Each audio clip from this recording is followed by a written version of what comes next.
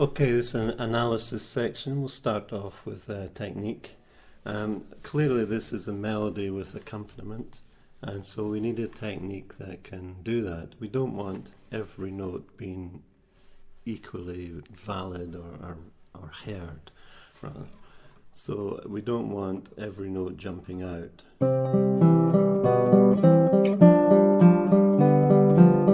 The accompaniment is way too loud. The accompaniment itself is quite busy. There's a lot of interest in it.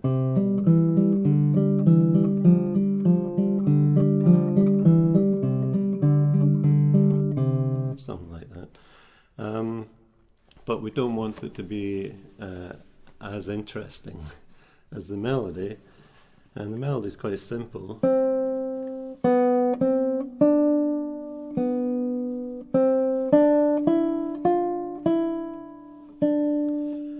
When I have one voice on top, I like, if possible, to play it with the same finger all the time, in this case the middle finger, but occasionally the ring finger has to come into play. By using one finger all the time, it kind of unifies the tone, and it's just like one person singing. But it's not always possible, but we try.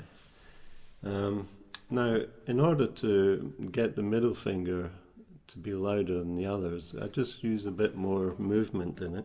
So it moves a bit further back than the index is, for instance, when it's doing its role. So we should have a technique whereby any finger at any moment can play the loudest note, or any finger can subdue a note, suppress it. So to practice that, we're going to have the three fingers on the nylon strings here, or gut, if you've got them, and these are nylon, and the thumb on the fourth string. And when we pluck them all equally, every note is heard equally, or we try to make them all sound equal. Then we'll take one note at a time, elect one note. In this case it's going to be the thumb, so I'll play it first. So that's the note we're going to hear loudest when I pluck the whole chord. Right, very loud. The next one is the G, the index finger. Right, same four strings. The next one's the middle finger, and finally the ring finger on the D.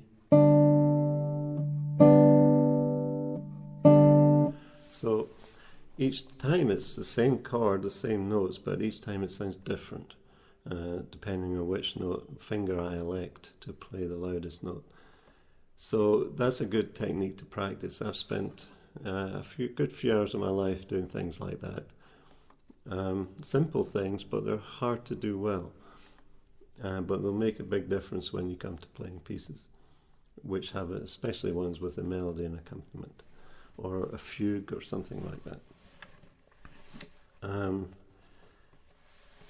Now, looking at the music, I want to bring your attention to the last bar in the second line, which repeats elsewhere in the piece. And this is a chance to use harp fingering. So instead of in a scalar passage, we're going to use it across strings. Open G, A at the 7th fret and the 4th string. B is the 2nd string open. C is the 3rd string 5th fret. D is the 1st string open. And then the next two notes are on the 2nd string. So that's, do that again, oops,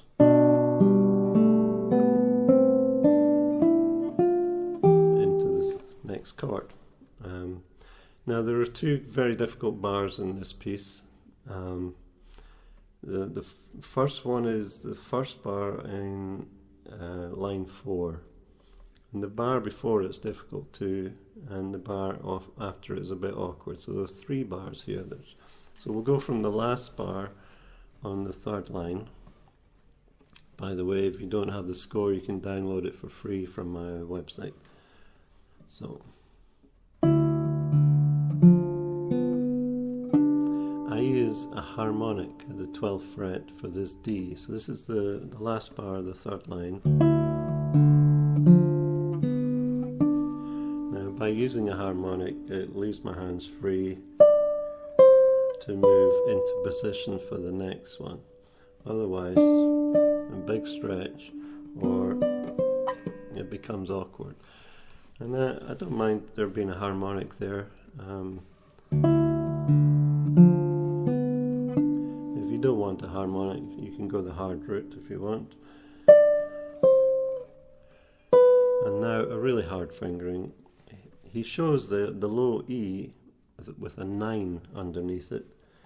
Now that's at the 9th fret, and to do that, to get that E, it must be the 6th string.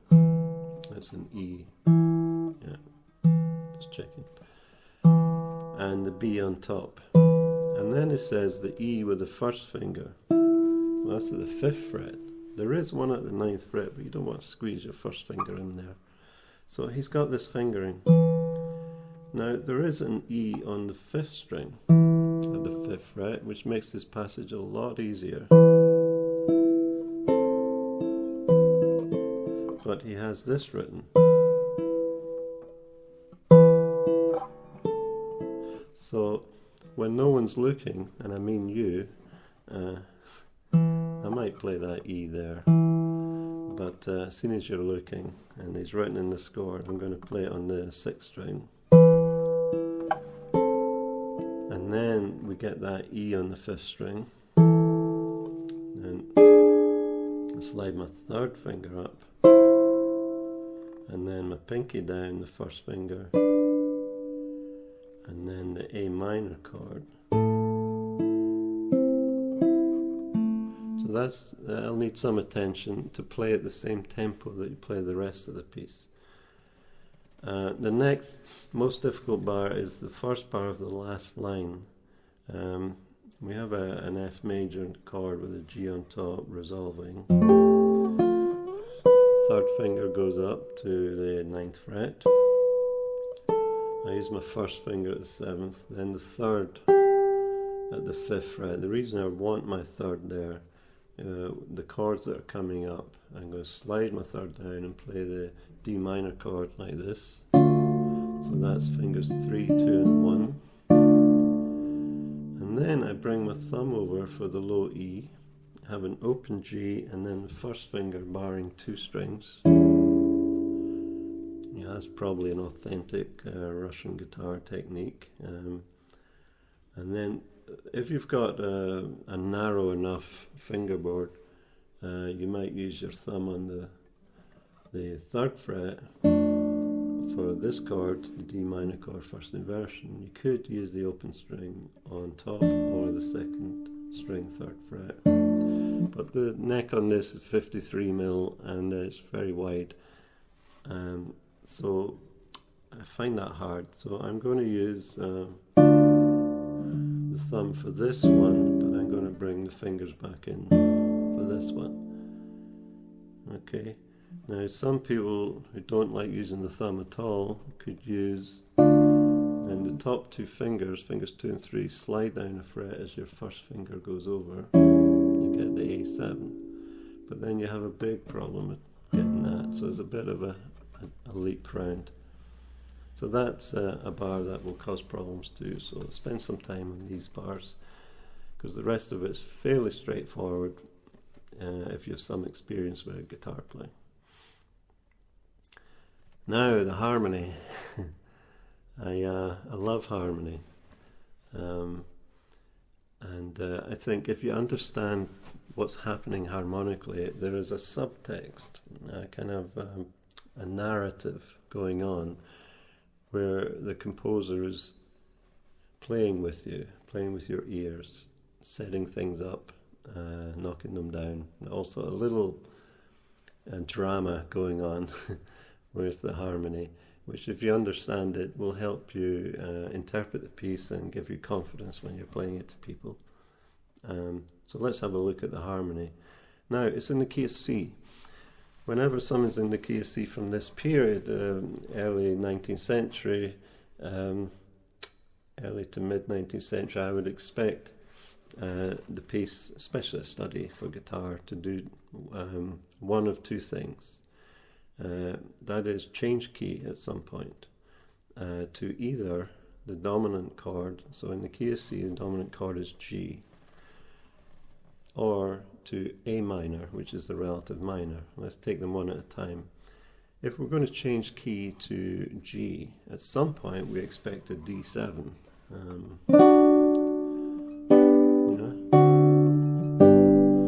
So that's us change from the key of C to a D7 into the key of G. So we're looking out for a D7 which will herald that change of key. The other one's A minor, which is a relative minor. Now, why is it called relative minor? Well, here's a C chord. It's just the open G, the C on the first fret, second string, and the E on the first string.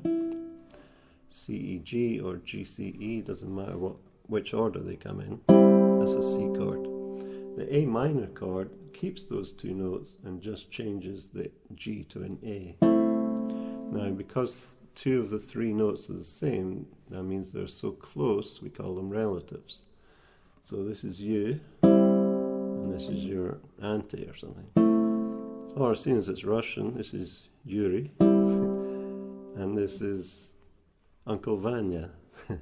There's Uncle Vanya. Okay, so the relative. Now, you get to a new key via its own dominant key. So if we're going to A minor, we count up 5, A, B, C, D, E, and we get an E chord, or an E7 chord. And that would, let me see, yeah. So we're looking for an E7 at some point. So D7 would tell us we're going to G. And E7 would tell us we're going to A minor, the relative minor. Now, being in C, I imagine there are one or two places you'll find C, G, C, or C, G7, C. Let's find out if it includes any at all. So I'll call out the chords. C, G, C, G, G, C, G, C, G, C, G, C, G, C, G, G, C, C, G, G, C, G, C, C, G, C, C, G, G, C, C, G. I've had enough of G's and C's, so I'm looking for something new, and something new does happen, but it starts with a C. Okay, but now we got a D7 chord. It had a sus4 on it, like going, yeah, the G going to the F sharp on top, but it's a D7. Now, D7 was one of the chords we were looking out for if it would take us to the key of G. Does it do that? No, it doesn't. It doesn't go. What it does do is, whoa, that's G7, which is back in the key of C again. That's the dominant of the key of C. So he set us up for a fall. We thought we were modulating to the key of G, but he was messing with us. We're going to G7 and then back to C. So what happens, we're on that G7. We do get the C in the bass, but he delays the resolution, these notes here, to now. So a little bit of dissonance, consonance going on, and that would have a strong, weak pull to it. don't want to be soft here and then strong. You want to be strong, the dissonance is strong, it's much better, and then weak. Now, whoa, A minor. Now, A minor was another chord. Thing is it A minor just in the key of C, or are we actually changing key to A minor? Well, let's find out how it develops. We've got A minor. And then this, the last part of the third line, we've got an E on top of a D. I think that E will get resolved there. So we got a D minor, we've got a D, two Ds, F, A minor, and D minor would have an A in it. We've got a B. That's an interesting note. Now, in the key of A harmonic minor, chord 4 would be D minor. So, and that B would be the 6th note above D. So that could be a D minor 6. But the B could be the root of chord 2 in the key of A harmonic minor, which is, in jazz terms, a B minor 7 flat 5. There you go. Now, B minor 7 flat 5 has B, D, F. It's just the notes we get here, plus an A. Well, there's no A. But if it's chord 2, if it is the B minor 7 flat 5, we should be going to a 5 chord next, which would be E, or E7. Is that what happens? So we got our B minor 7 maybe, or D minor. Here we've got an E in the bass and a B. Well, that could be the E chord. So it could be a 2-5. And then we've got A minor. So that could be our 2-5-1 to A minor. So here's the 2. Oops. The 5 chord, the 1 chord, and then it goes 1, E7, which is the 5, A minor, the 1, E7, the 5, and then A minor again. So we've really changed key to A minor. We had lots of 1-5. We had a 2-5-1 and then a 5-1-5-1. So we're in A minor. But there's a rest. As soon as we get to A minor, there's a rest. And then we go off to C major. He doesn't put in a G7 to modulate back to C major. So that little rest is really important.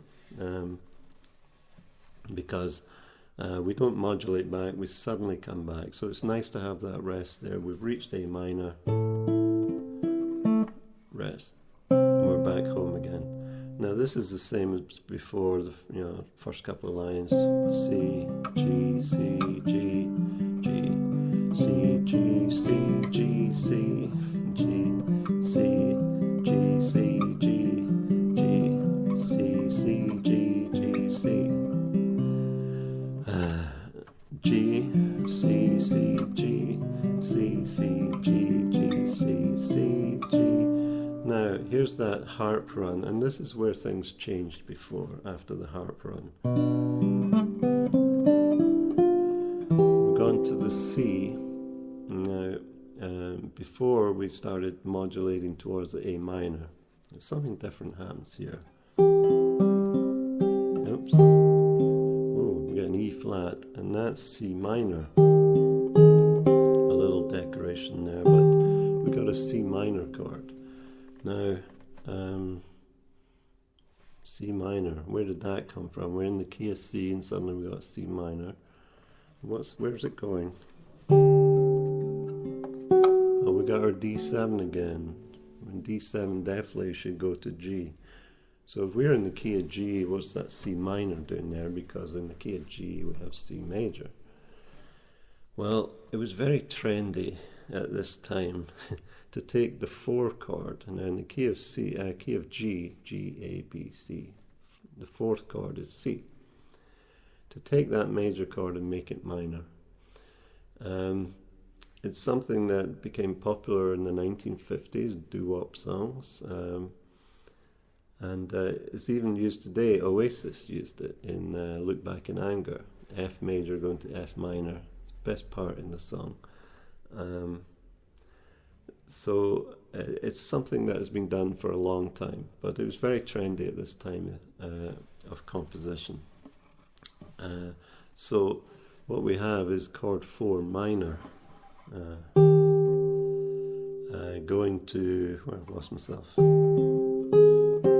to a D7 with a sus4. Now D7 should go to G, but Morkov, I hate you. It goes to G7 again. He doesn't give us that G. And he gives the C in the bass, G7 to C, and again, these two notes, delayed resolution. Oh, what happened there? Well, we got C minor again. We expected, as we got before, G7 with the C in the bass to C major, but we got minor. So again, he's messing with us. He sets us up believing we're going to get something. We mortgage our house on it, bet our house, the mortgage, whatever, we place a bet on it, put your house on it, but no, it goes to C minor and you've lost your house. I hate this guy.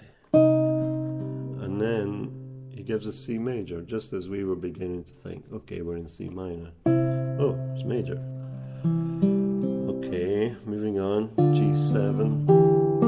Oh, that note there, B flat, it's a killer. I love that note, best note in the piece. Now that makes a C7 chord, rootless C7. And rootless chords are inherently unstable, it's got to go somewhere. And it goes to F, because C7 is the dominant of F. It delays the top note. So we're on an F chord. Now F is in the key of C, but we modulated to F. And then we've got this. And then we have these chords, the D minor. Now D minor is in the key of F. It's also in the key of C. So let's see how he treats it. We've got D minor, A7. Well, that's the dominant of D minor. D, E, F, G, A. Dominant's always 5 away. So that's the dominant of D minor. So we've actually changed key, modulated again to D minor. And there's D minor. And then this chord comes in. This is a wonderful chord. This is what's known as a 6/4 chord. We have our C. We've got a C and an E. And we've got a G. But the G is in the bass. And it gives a kind of serioso character to the C chord, which we haven't heard so far. Furrowed brows on a C. This is not the happy C. This is a, I am a C, I'm a serious C. And these two notes are actually suspensions. They're going to come off to reveal a G chord. Now, who loves this? Keith Richards, Rolling Stones. Oh, I'll tee it up here.